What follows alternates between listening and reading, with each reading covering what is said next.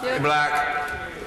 Mr. Speaker, when I started to write this speech, I truly did not know where to start. So I'll try to explain my feelings and views on this madness as bluntly and as simply as possible.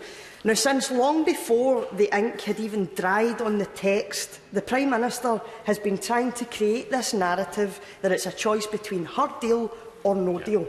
But the Prime Minister quite clearly has other options beyond her deal and no deal. She could ask for an extension of Article 50, she could keep us in the single market and the customs union, or she could take the choice back to the people. So to say that it's her deal or no deal is a piece of nonsense. And what she's failing to say to the public is that she has deliberately manufactured things to appear that way in a cynical attempt to save her own skin. Now, I'll be voting against her deal for the very simple fact that it is an appalling deal for my constituents. And that's not just me looking at this and making a decision on their behalf. Thousands of my constituents have written to me since the deal was announced, and over 97% of them have asked me to vote against this deal. But to explain my thoughts and my feelings a wee bit better, I must go back a few years.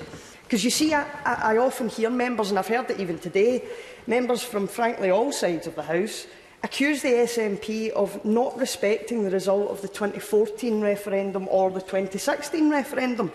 They are wrong, Mr. Speaker. The key difference between us and those who criticise us is that we do not fear referendums. We do not fear democracy. We do not fear holding up our vision and hopes for a better Scotland to the electorate to at least consider. And most importantly, we're not afraid to learn lessons. The very presence of my SNP colleagues and I in this very Parliament serves as evidence that we do respect the outcome of referendums. Because when Scotland voted no, we said, OK, we didn't convince you, that's fine. So long as Scotland wants to stay in this British Union, we will respect that. But let us fight to make sure that we get everything that we were promised. If anything, Mr. Speaker, it seems that it is the winners of both of these referendums who are terrified of being held to account for the promises that they made. Now, as I mentioned earlier when I intervened on the Minister, I went to the House of Commons library and I managed to dig out this, actually the wonderful staff in the library dug out this HM Government booklet that was sent out during the Scottish referendum, which of course was a Tory coalition, as I was corrected, but Tory nonetheless. But I have to be honest, that there's a stoter on every page, Mr. Speaker. Page 1, all the advantages of the pound. That's the same pound that had an 18-month low. Safe savings and pensions. I wonder if WASPy women will agree with that. We had more support for public services, followed by an austerity agenda. We had the one that I mentioned earlier. As one of the EU's big four nations, the UK is more able to protect Scottish interests in areas like agriculture and fisheries. And on the last page, Mr. Speaker, it says, we are a successful family of nations. The exact quote... It looks like it, doesn't it? The exact quote is, together with England, Wales and Northern Ireland, Scotland has created one of the world's most successful families of nations. Now, that's a legitimate point of view, but it's one that doesn't hold up to scrutiny. Because, call me biased, Mr. Speaker, but this doesn't feel very successful right now. If you're an EU national, or a nurse, or a student, or if you're working on the minimum wage, I doubt this feels successful. If you're a lorry driver in Dover, I doubt it, I imagine it feels even less successful. Now, I believe in independence for Scotland for democratic, logical and moral reasons.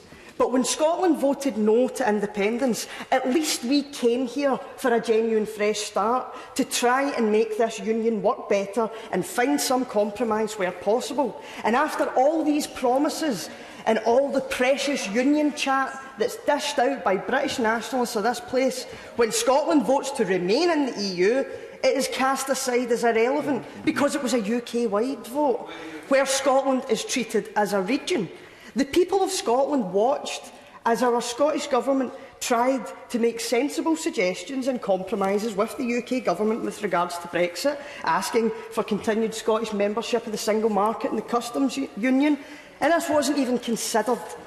So if unionist members truly believe that Scotland should be subject to an English and Welsh EU result, then they concede that we are not a family of nations, and that to Westminster, Scotland is no more than a province. Or they live up to their partnership of equals patter, and they recognise that the second largest nation in this family of nations has outright rejected leaving the EU, and they show us the respect that we are due. Either way, this hypocritical doublespeak will not wash much longer in Scotland. And like most things on the government's plate these days, time is running out. And to be honest, who knows how much longer Scotland's going to stick about.